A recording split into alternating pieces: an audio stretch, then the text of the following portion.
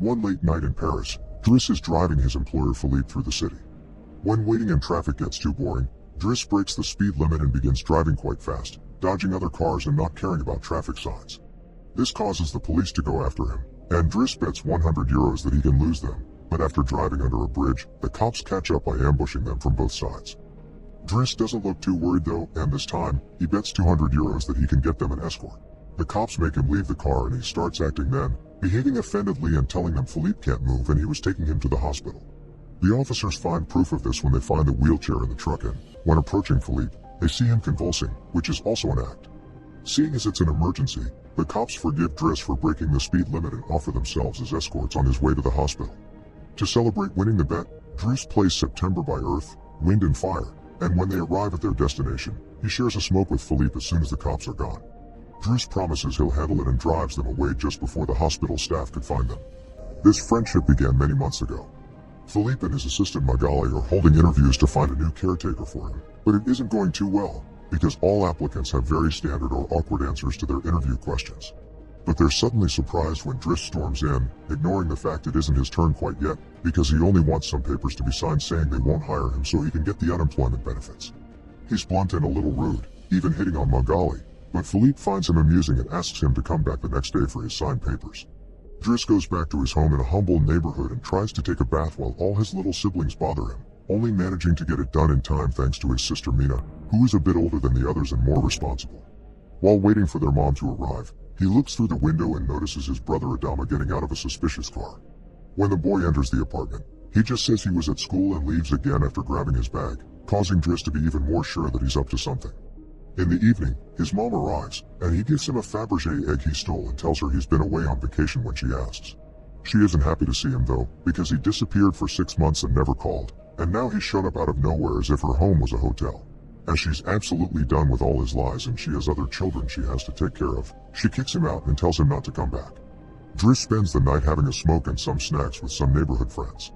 The next day, Driss goes back to Philippe's house for his papers, and he's received by the housekeeper Yvonne, who shows him around the place and tells him about Philippe's daily routine. She also shows him the room he would get for himself with his very own bathroom. Driss can't help staring at the bathtub before he's dragged to see Philippe, who offers the signed sheet of paper but also a job opportunity. Driss accepts the 1-month trial, and Philippe tells him he bets he won't last 2 weeks. After bringing his things to his room, Driss is taught how to take care of Philippe. He must learn how to keep his legs stimulated, how to put him in the wheelchair, how to help him shower and change his clothes. Things get awkward when Driss discovers he must put on him some high stockings and even clean his butt after Philippe uses the bathroom. But no matter how much he complains and says he won't do those chores, he ends up accepting them as part of his job. Later in the evening, while he's enjoying a snack on the roof, he's interrupted by Philippe's daughter Elisa and her boyfriend Bastien, who are looking for a private place to make out, and he kicks them both out after refusing to share his beer. Driss quickly gets used to the daily routine with Philippe, even if at first he does make some mistakes he learns from, like handing the phone to Philippe instead of putting it on his ear or forgetting the baby monitor while having a bath. He also learns to organize his mail in different folders, most of the letters he opens for Philippe, but there's a series of private ones he isn't allowed to look at. When he finds a flyer promoting female escorts, he decides to start a file just for those instead of throwing them in the trash as Philippe says. It's not all work in this new life though. Driss still makes sure to have a good time. He keeps trying to hit on Magali to no avail, and sometimes calls escorts to join him in bed. One morning, after Yvonne comes to his room to scold him for being late, she finds some dangerous weapons in his bag, but she doesn't comment on them yet. Driss' work today is to drive Philippe around, but he refuses to put him in the back of a van as if he was cargo, so instead, he takes him on one of the fancy cars that don't see much use. Philippe, who first thinks this isn't suitable and says they should be pragmatic, is soon getting excited at the idea of a faster, less boring ride, although Yvonne still disapproves. When they try to leave the building, there's a neighbor parked at their entrance, ignoring the sign on the door that says it's forbidden. Driss wastes no time and goes after the guy, grabbing him by the front of his shirt and threatening him until he moves the car. Philippe is impressed by his actions, but Yvonne, once again, disapproves. The pair goes to a museum, where Philippe is planning to buy a piece of artwork that Driss considers not worth the money because it's just a red blotch on the canvas. Afterward, Philippe meets with a relative of his, who tells him everyone is worried about Driss since he can be violent. He's also discovered he has a criminal record, but Philippe doesn't care. He appreciates Driss because he doesn't pity him and doesn't mind joking around with him. After another failed attempt at hitting on Magali, Driss has dinner with Yvonne in the kitchen while listening to Philippe dictate a letter to Magali. Claiming it's a private conversation, Yvonne turns off the baby monitor and proceeds to explain what's going on. Philippe is pen pals with a woman called Eleanor. Those are the letters he didn't let Driss open. But he's never met Eleanor in person. Their relationship is purely epistolary. Speaking of love, Driss teases Yvonne for the looks the gardener gives her all the time before going to bed. He's trying to sleep when he hears some weird sounds coming from the baby monitor. Philippe is having trouble breathing.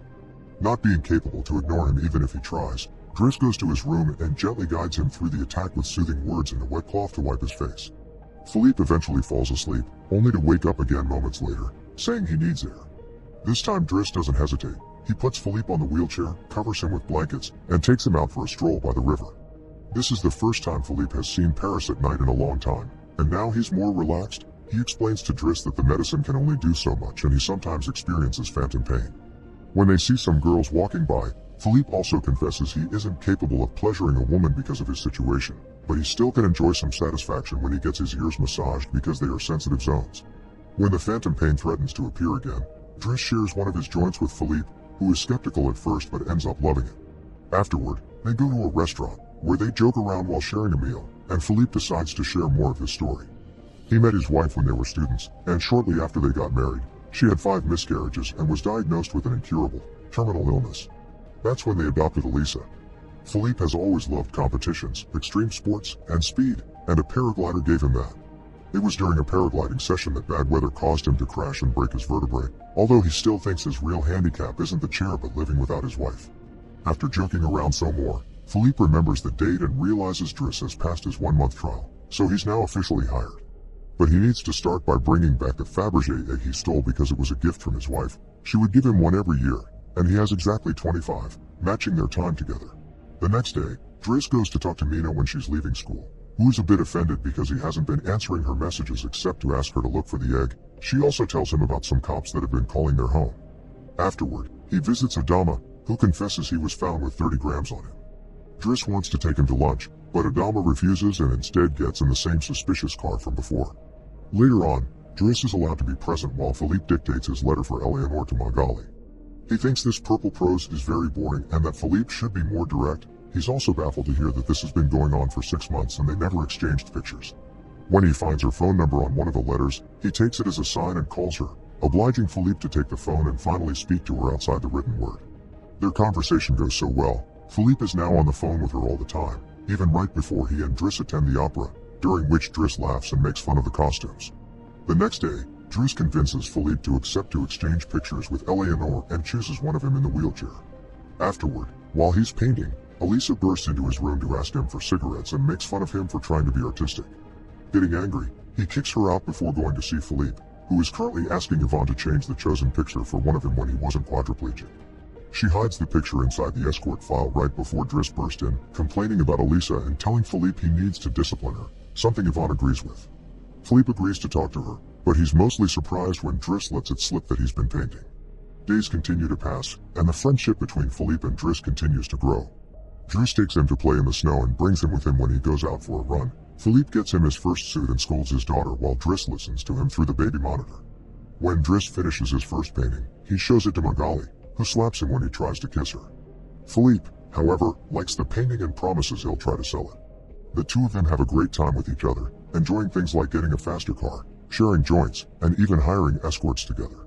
When Philippe's birthday comes, he isn't very excited about it. Every year, he pretends to be surprised that they're throwing a party and has to meet with all these relatives that only come to see him on the date to check he's still alive. Philippe says it'll all be rather boring. While he and the guests enjoy some live classical music, Driss searches for Elisa, who is crying in her room after having taken some of Yvonne's pills, which won't kill her as she expected. The reason why she's sad is that Bastien broke up with her and called her a tart, so she asks Driss to talk to the boy, which he accepts to do for a price. Meanwhile, Philippe is showing Driss painting to his relative and manages to convince him to buy it for 11,000 euros.